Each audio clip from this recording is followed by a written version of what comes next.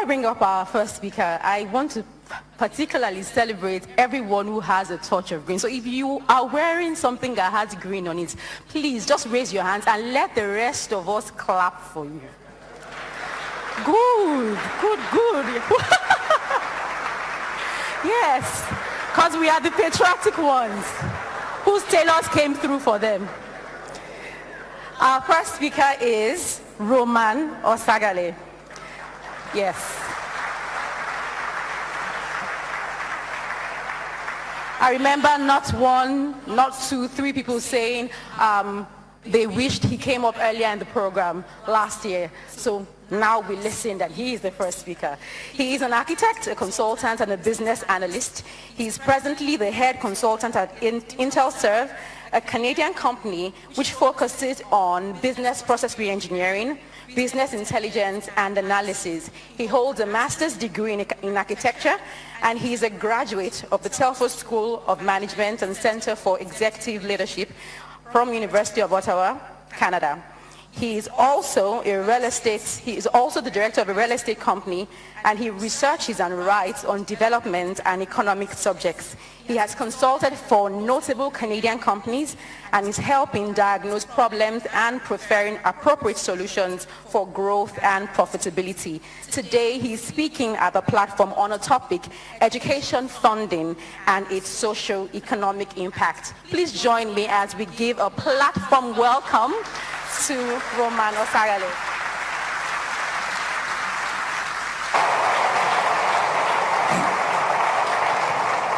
Good morning. I want to thank Pastor Bojo Imade for bringing me back to the platform. And this has become a passion for me. But before I continue, please, I forgot my water. I'd like to have it, please. And if you can help me with it. Thank you.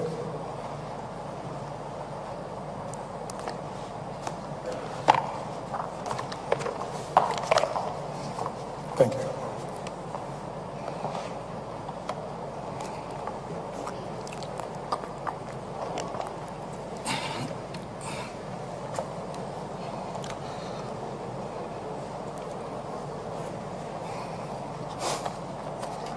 Distinguished ladies and gentlemen,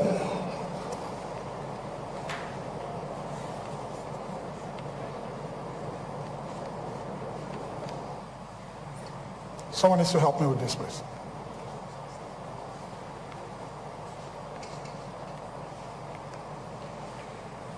Okay. Education funding and its socio-economic impact.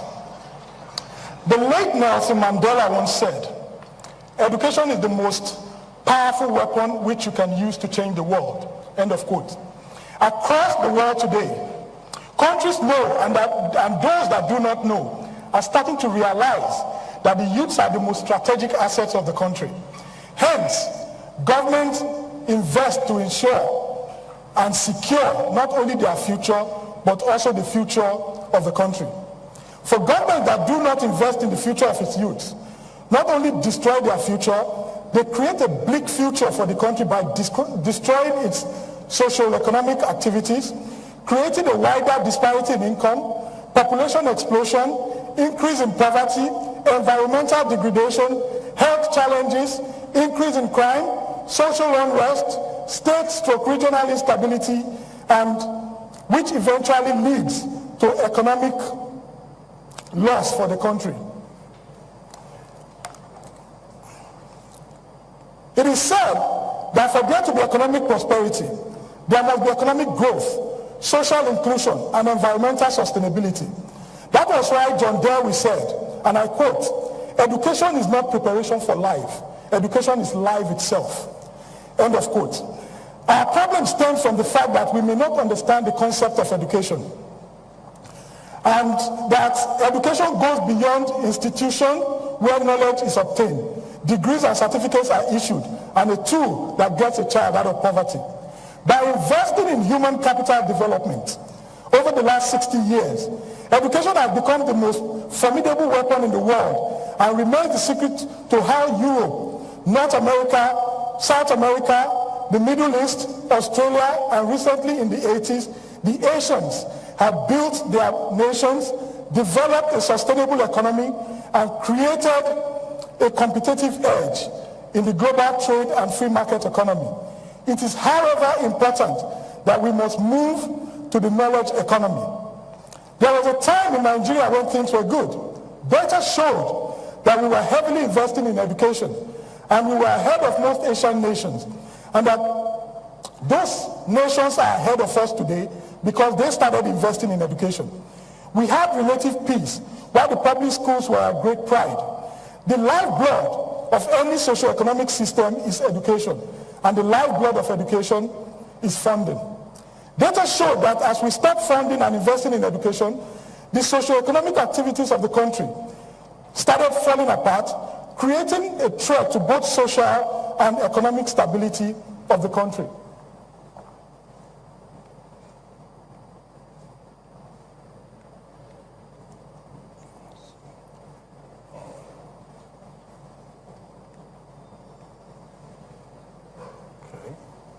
Now, what I've done is to create a flow chart of what happens when you underfund education. And from the flow chart, you can understand how one process affects the other. There is nothing in nature that happens and just happens on its own. It must be triggered by something.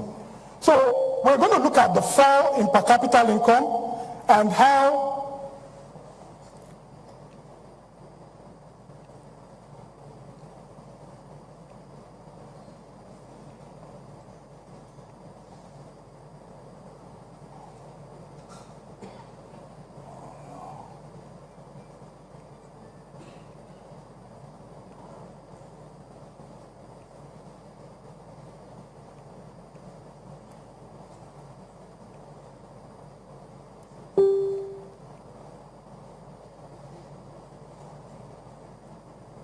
I think it's not going as I planned.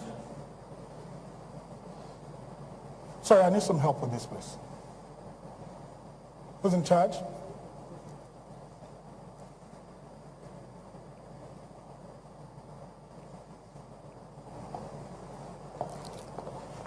Which goes back? This? And this goes forward? Yeah, this goes forward, this goes back. Okay.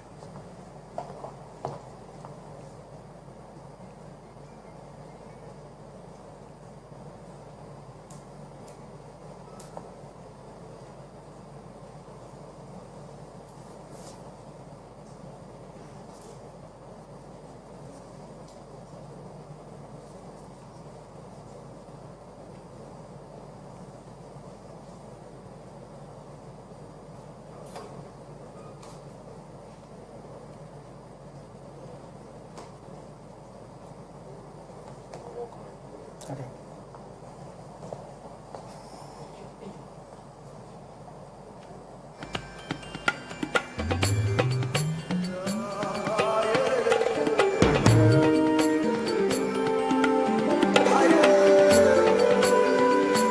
So how does underfunding education lead to economic loss for the country? You and I are strategic assets of the country. Now, if you look at your net adjusted savings of the country, education expenditure, it says net adjusted savings is equal to net national savings plus education expenditure minus energy depletion, minus mineral depletion, minus net forest depletion, minus damage from carbon dioxide emission, minus damage from particulate emission. Education is the only component that's in the positive. And when you invest in education, knowledge does not depreciate. So it remains a factor that gives you return over time. And then we look at globalization, which is the free movement of goods and services of people across the world in a seamless and integrated manner.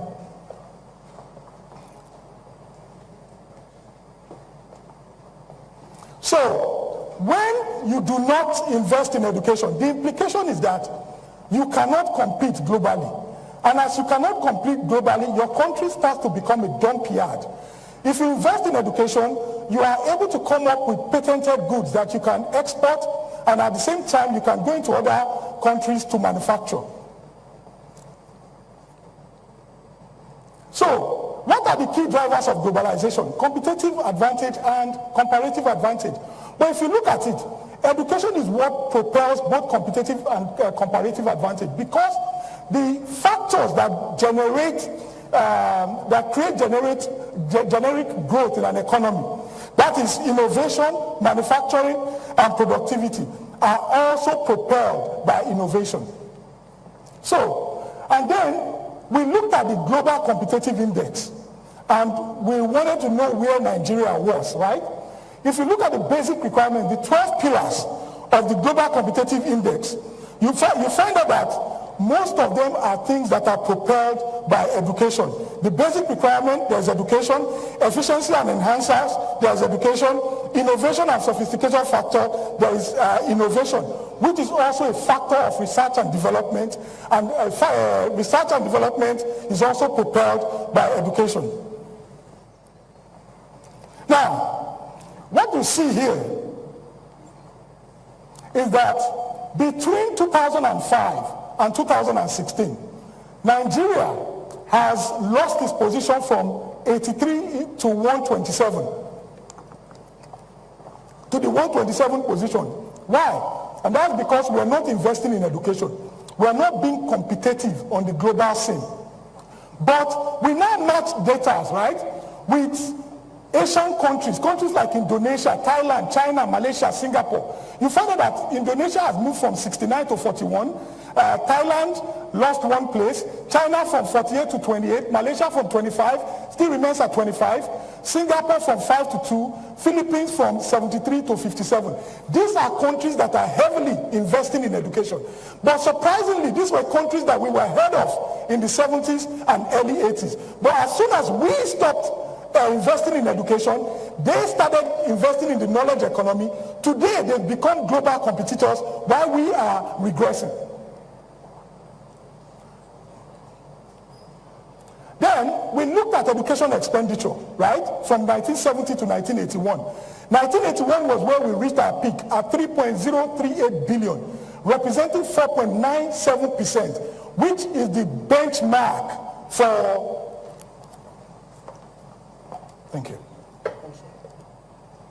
Which is the benchmark for growth and sustainability within an economy. The United Nations says for you to have a sustainable growth in an economy, you must invest 26% or 5% of your GDP in education and 15% of your budget in health. Now, in 1981, we were able to reach 4.9%, right? And that's approximately 5%. But the interesting thing was to start happening later.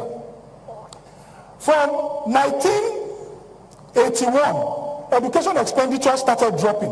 By 1986, it had dropped to 2.9% of the GDP. And by 2006, right, by 2006, it was 0.8%. But at the same time when this was happening, population was increasing. And then in 2015, from 2006 to 2015, education expenditure remained at 0.8% of our GDP. In fact, from 1982, when it started dropping, it reached its all-time low in 1991 to 0.77% of our GDP. And it has remained at 0.8% ever since. So we compared education expenditure, right, from between 2017 and 1980. You find out that in 2017, we are spending 1.77 billion, right? And in 1980, we spent 0.28 billion. In 1980, right, we had less population of 73.3 million. Today, in 2015, we had 182 million. 2017, we had 182 million. A 148% increase in population.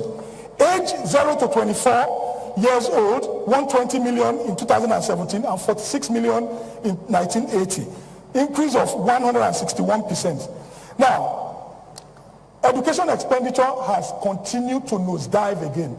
There is no country of all the countries we surveyed, over 100 countries that prospered by relegating education. If you kill education, you kill the country.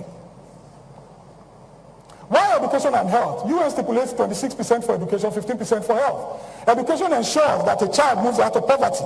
Higher productivity of the child, innovation sets in. Health ensures the child utilizes his or her maximum capacity. A country is able to benefit economically from capacity utilization. As it is today, Nigeria is operating at less than 20% of its capacity. Direct correlation between education expenditure per capita income and socio-economic activities of the country. In fact, when you kill education, right, the socio-economic activities of the country starts to die off gradually. It is like a monster that starts to eat into every facet of the society. Then education also, when you educate a person, there is increment in what? In per capita income, which reduces income disparity and ultimately increases the GDP. So, we looked at some of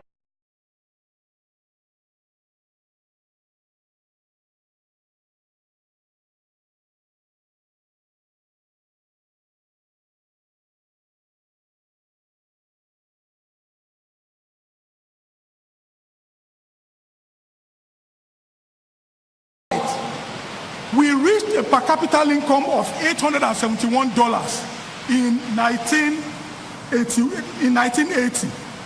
We did not climb above that $871 for 25 years. It wasn't until 2006 that we climbed above $871 again in per capita income. So we were basically poorer for 25 years. So what happens when you do not invest in education and per capita income first? Population starts to increase. Poverty leads to increasing population. Population leads to what? Increasing poverty. I'll read something to you.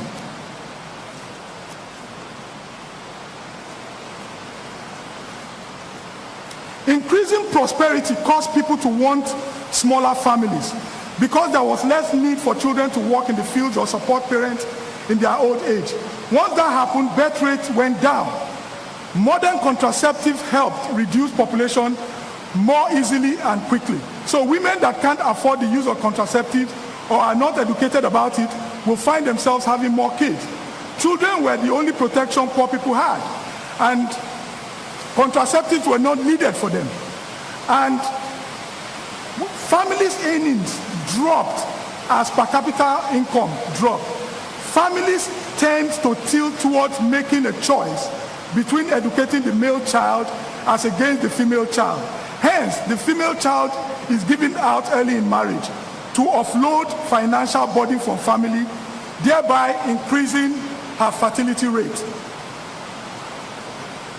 Education, what education does is it delays marriage.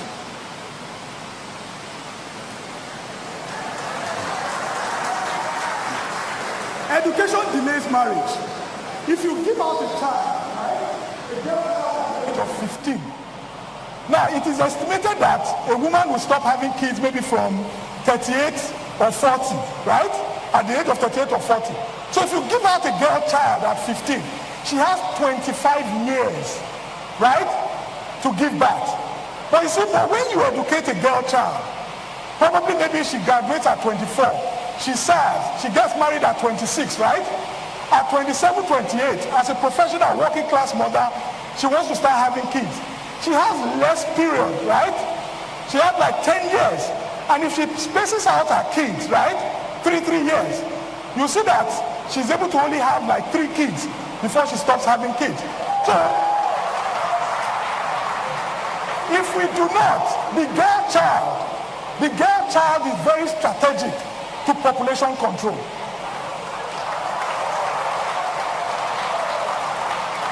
And then, when you educate women, educated women, you find out that their kids, they have the tendency to also be educated. If a woman is educated, her offspring, right, the girl child too, will always strive to also be educated.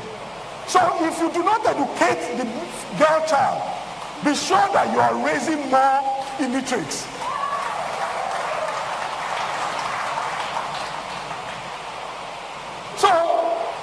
ways a country can become poorer. If population grows faster than wealth creation, what do I mean?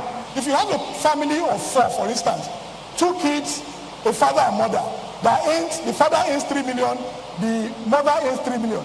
That means you have a total household income of what? 6 million, right? Then the per capita income is divided by the 4, 1.5 million each, right? Now, Mr. X says, and Mrs. X now decides to have more kids, right?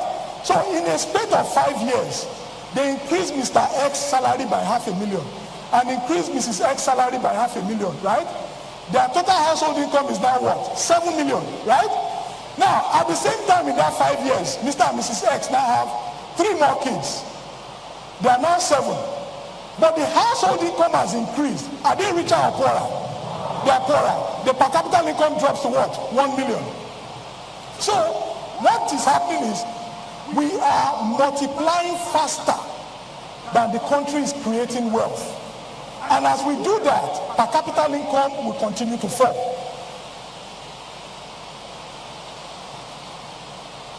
So if you look at Nigeria in 1960, we had a annual growth percentage of 1.99. We were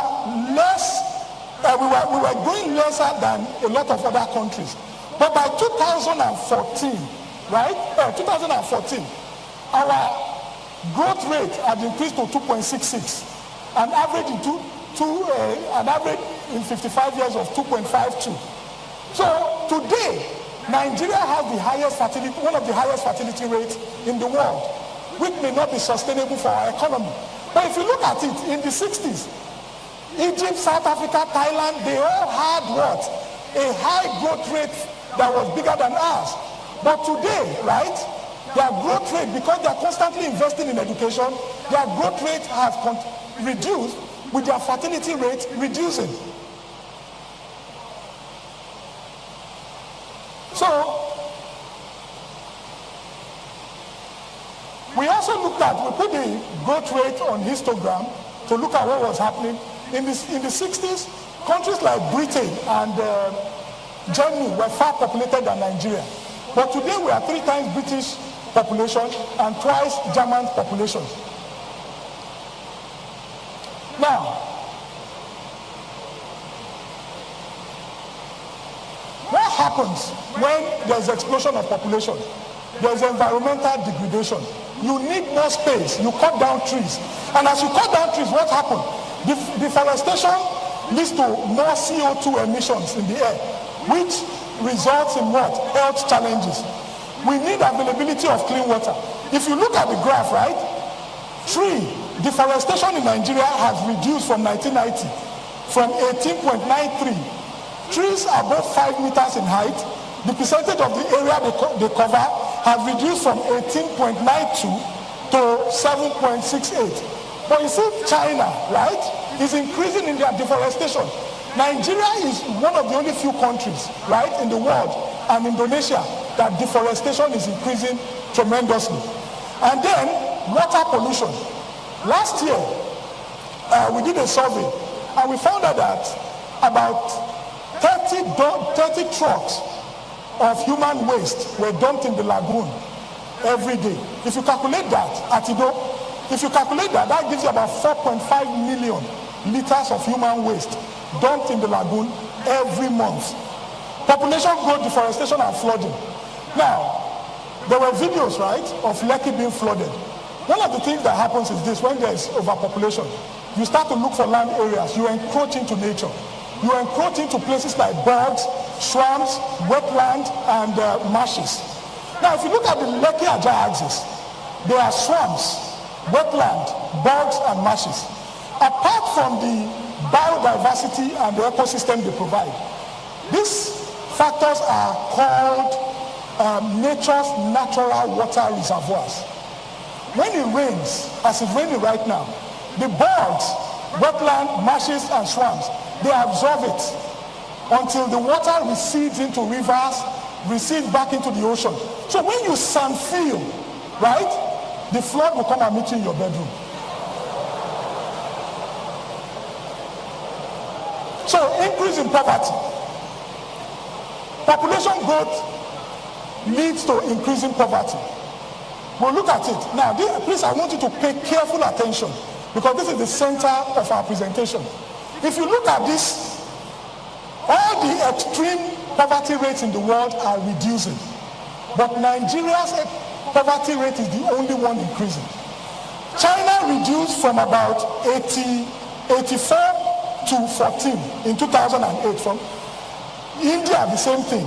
Indonesia, Brazil, Pakistan. But Nigeria is the only economy among the largest developing world that population, there seem to be increasing prosperity in the economy. But at the same time, poverty is increasing. Nigeria had less poverty rate than most Asian countries in 1981. All largest developing countries have been reducing extreme poverty. Nigeria is the only emerging economy that extreme poverty has been increasing. 47% in 1981 and increased to 67% in 2008 and 70% by 2010. From 1981, the light green is where all the countries were in 1981. The dark green is where all the countries were in 2008. So as we see our economy is growing, poverty is also increasing. And then from 1981 to 2008, the percentage of poverty in sub-Saharan Africa as percentage of total increased by 83%. The next slide. Poverty is reducing.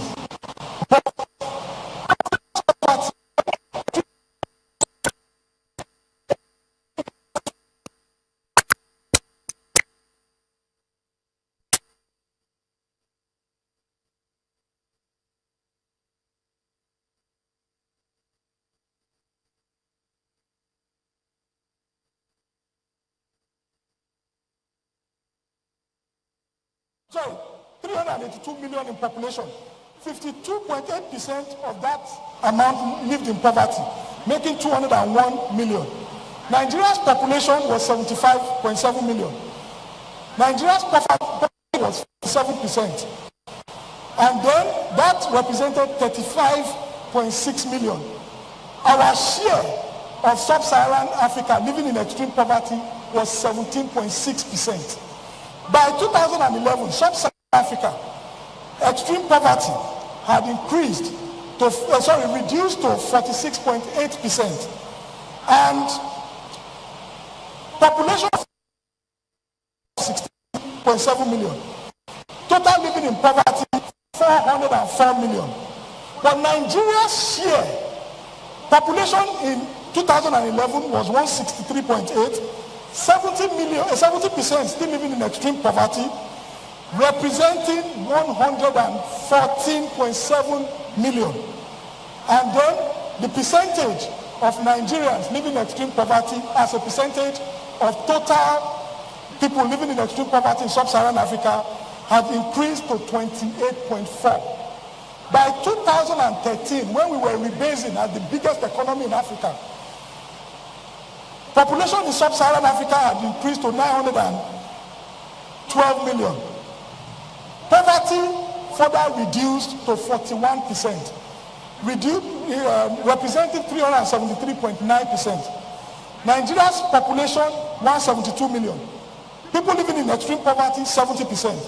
Now, 120.4, representing 32.2% of the total population living in extreme poverty in sub-Saharan Africa.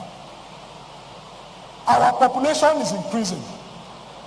GDP seems to be growing, but our extreme poverty is increasing. Nigeria, of every 3 people living in extreme poverty in sub-Saharan Africa, Nigeria is one of them. While extreme poverty seems to be reducing across sub-Saharan Africa, extreme poverty is increasing in Nigeria. So what is the implication of this? It will lead to crime, right? Poverty leads to crime. Now, we looked at it. Prison population increased by 26% between 2011 and 2015. Nigeria's population increased by just 10% by the same period. Offense against property and offense against persons are the highest. In 2016, offense against properties was 65,397 cases. But you see, the research we also did also stated that almost 80% of crime cases in Nigeria are not reported. While offense against persons was second in 2016, representing 45,554 cases. We now have underage kids in prisons in Nigeria. I'll read something to you. But it is a house of horror, as any visitor will find out. Held deep in the dingy cells of the prisons among convicted murderers, armed robbers, rapists, and the likes are also children and teenagers, serving sentences for various offenses, ranging from petty theft to wandering and even street hawking. The horror within the Badagry prison cells is better imagined. There is a change.org that people are signing online, right, of underage kids now in prison. When the Lagos State Chief Judge, Honorable Justice Funmilayo Atilade, decided to visit the prison hoping to set free 28 underage inmates, little did she prepare for the spectacle she was confronted with. Hundreds of hungry and unkept children displaying varying stages of disease and neglect. The children and teenagers, clad in oversized green and blue prison garments, were seated on wooden benches in the prison chapel, hoping for a possible stroke of luck or divine intervention that will secure them freedom. The air was heavy with the smell of disinfectant, but it could not hide the odor of unwashed bodies packed so tightly that it made one's stomach churn. The children especially were sick, hungry, weak, dying and crying. The expression on their eyes were the same. They wanted to go home. They wanted their parents. These are supposed to be leaders of tomorrow. The interesting thing is that some of them were caught hawking. We refused to give them a future. And while they tried to do something for themselves, to feed themselves, we incarcerate them. How then do we blame them tomorrow when they turn to crime? A nation that destroys education. If you destroy public education, you destroy everything. You destroy public education, you send the country into the gulags.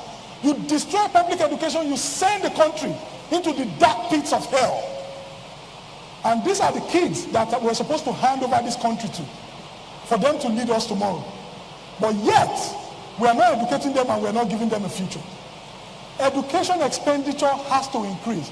There is no country, of all over 100 countries that we surveyed, no country that relegated education prospered. It is not just possible. Human capital investment is the gold, it is the silver, it is the diamond, it is the oil. We have excess of it. And if we do not use it, it will start to become a burden.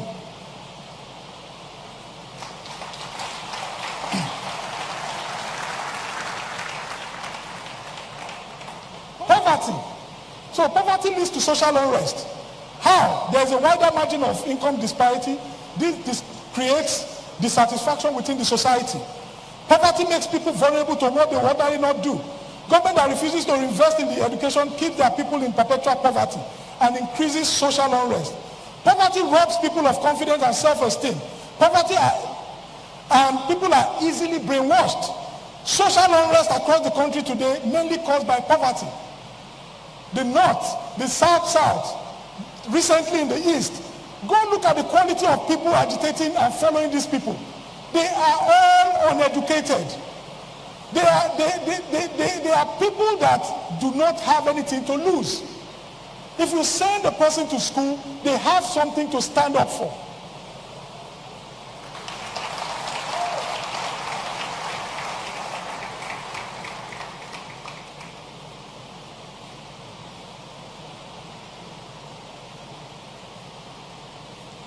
The war against terror is bound up in the war against poverty. General Colin Powell. I'll read something to you. The destinies of the haves are intrinsically linked to the fates of the have-nothings at all. If we didn't know this already, it became too clear on September 11, 2001. The perpetrators of 9/11 might have been wealthy Saudis, but it was in the collapsed, poverty-stricken state of Afghanistan that they found succor and sanctuary. Africa is not on the front line in the war against terror, but it soon could be. Bono, 2004. Excerpts from the book, The End of Poverty, as forwarded by Bono. Of all the countries where you have all these terrorist cells, right? All the countries we surveyed, they all have three things in common. Low education expenditure, high poverty rate, and then high number of kids outside school. And these are what these fundamentalists strive for. So, what are we looking at today? We have estimated, in 2013, we had an estimated 10.5 million kids outside school in Nigeria. About 20% of their age bracket. Do you know that only 87 countries in the world, if you do not know what 10.5 million is, I'll tell you, a number is not appreciated until you what? You match it against another number, you put it in ratio or in percentage. If you do not know what 10.5 million is, 10.5 million is twice the population of Denmark. 10.5 million is twice the population of Finland. 10.5 million is about the population of Sweden. 10.5 million is the population of Republic of Benin. 10.5 million is about 35% the population of Ghana. 450% the population of Zimbabwe. No, Botswana, sorry. We are raising a country of illiterates. And we are all sitting on the keg of gunpowder. Only 32 countries in Africa have populations greater than 10.5 million. UNESCO estimates that 263 million kids outside school globally. Nigeria is 2.5% of world population, but with the second highest number of kids outside school globally, with 4% after Pakistan. We must start to consider the consequences to both state and regional stability.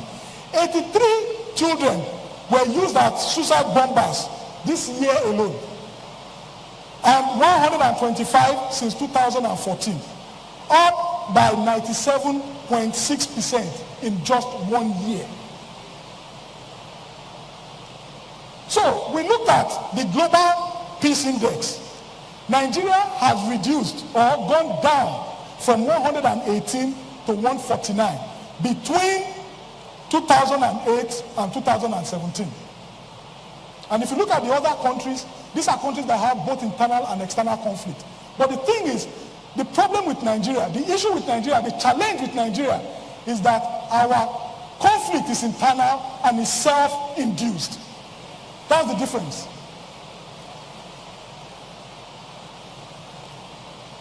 So, state-regional instability. Internal media estimate over 20,000 people killed since 2010 and over 2 million people displaced. Now, do you know that the Gulf of Guinea, I'll read something to you. The Gulf of Guinea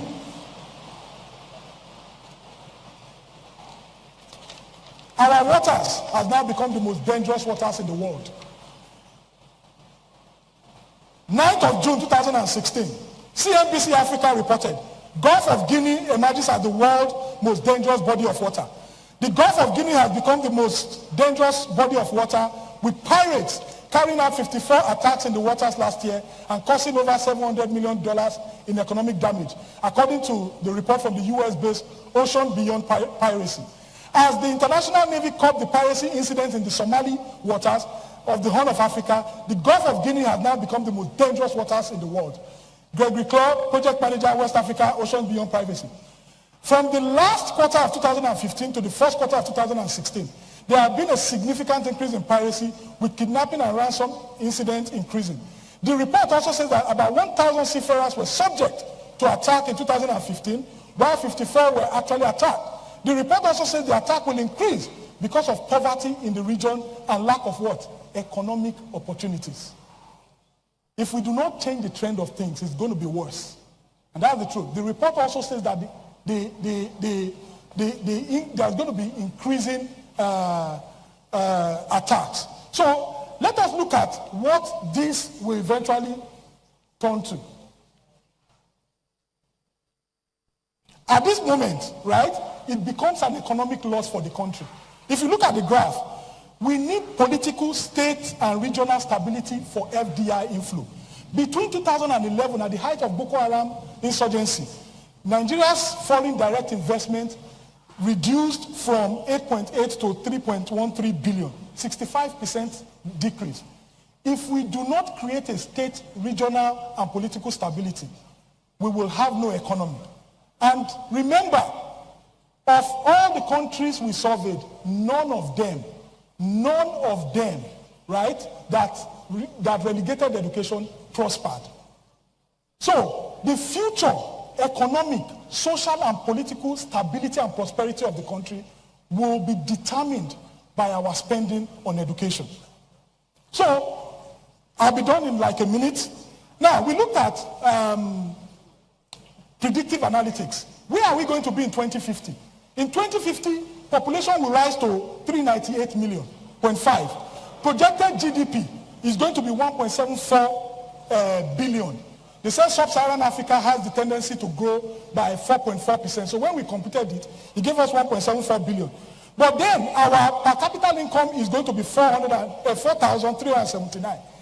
Look at, that is where China was in 2010, where Thailand was in 2009, where Malaysia was in 2003, where Indonesia was in 2000, where they will be rather at the end of this year, and where South Africa was in 2004. Ladies and gentlemen, education is the future. If we do not invest in education, we will have no country. Thank you.